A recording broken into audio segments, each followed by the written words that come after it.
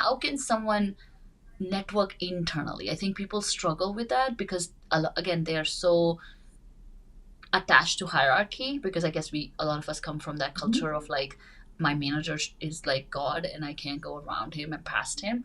How can women in general go above and beyond their manager and try to build connections outside of their organization, especially when it's either very like silo style organization, or where it's kind of frowned upon of like, why are you talking to this person or why are you talking to that person? So yeah, what are some of your tips around building the sponsor network inside the organization when it's not a part of the company culture?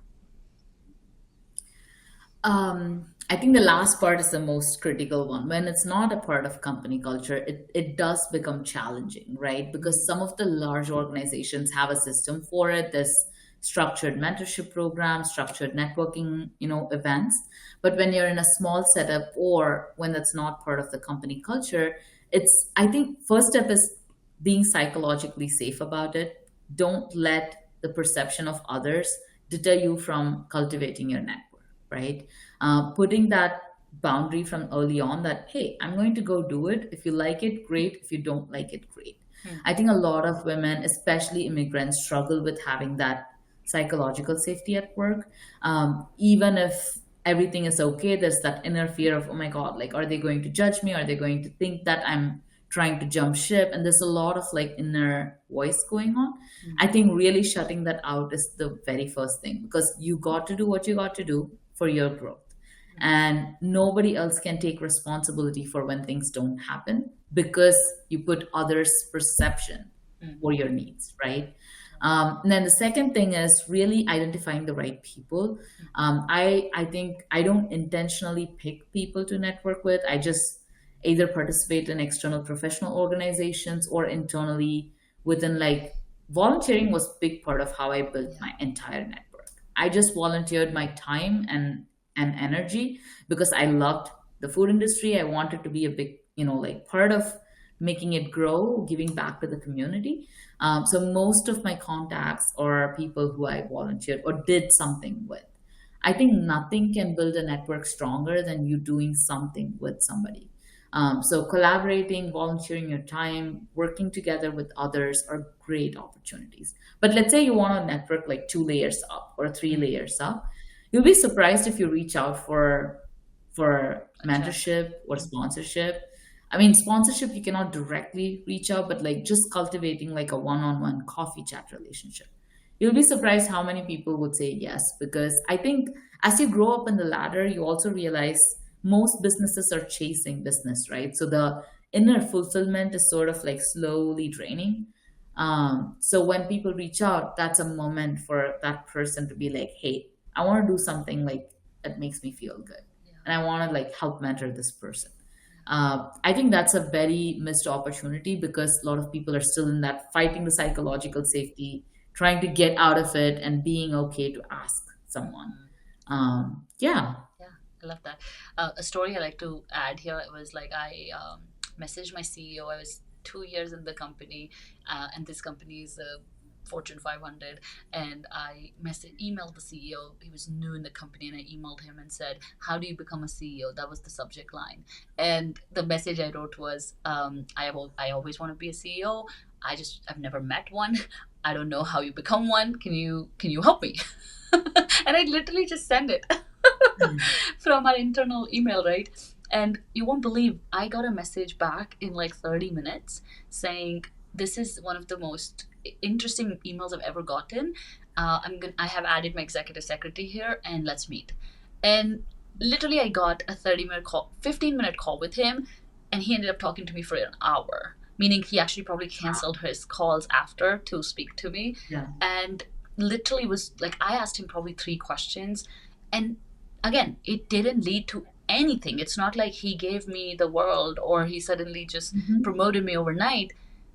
I got in front of him, which is visibility. Number one, he knew me by name.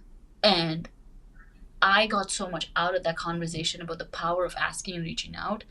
And he recommended a few books, and I read all of them. And I can proudly say that 10 years later I am a CEO, which is really cool.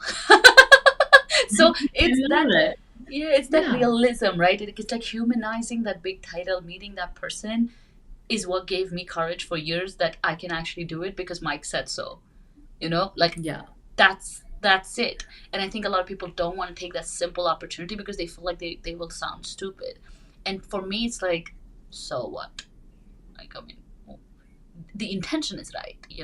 And I think anytime people are trying to do this, I think they skip the step of deciding the intention before they jump into conversations, because intention is like that nonverbal cue that everybody's going to pick up on, right? Like if you're trying to use me, it's like smell. I don't have to see it. I Yeah. know it. That you're messing with me. And people don't remember what you said to them, right? Like they remember the interaction, the experience of like meeting you or talking to you. So I feel like intention is a very big part of starting these conversation. And how you mentioned it, Tamanna, was very cool because what I'm hearing from this whole conversation is that from day one, from when you were 13, the biggest thing you've done is you've been intentional, and you've not let that intentionality slip away from your journey. And the rewards are just Mhm. a part of the process Yeah. because of who you are, not because of what you do. Uh, and you do what you do because of who you are and how much you care about the industry and about just being more financially free, but while making the food industry better. So I think that's the character that someone needs to grow at this space. And I feel like everyone skips that because everyone's so interested So in far. tactics, but Yeah, and tactics will people will only take see you so through, right? far. Like You know what I mean? experienced people will see through, like in a few minutes of Yeah. conversation, what your intentions are. And transactional intention being transaction is not going to fly, for long. So, And I think that's why we practice, right? I think when I started my business and I did sales, I did a lot of transactional conversations because to me it was very basic. Like I need their money, they need coaching, let's mhm. do it. And I had horrible results. Like I would close at like 6%. Like it was horrible. And I just never gave up on it because I'm like, I'm not working on just the skill. I'm working on the depth of that intention. Mhm. Some part of it will only come with With practice. It can't practice. come because I pray to God every morning, right? Like I'm still a good person, but to be able to like make that conversation interaction rich, I have to constantly recheck and check and recheck and recheck on my psychological safety, like you said. And then when I interact with people, making sure that it's always on point, and then eventually Hmm. it gets where it needs to get. Yeah. But in the beginning, it's very choppy, it's very stressful, Yeah. and I think a lot of people give up too soon.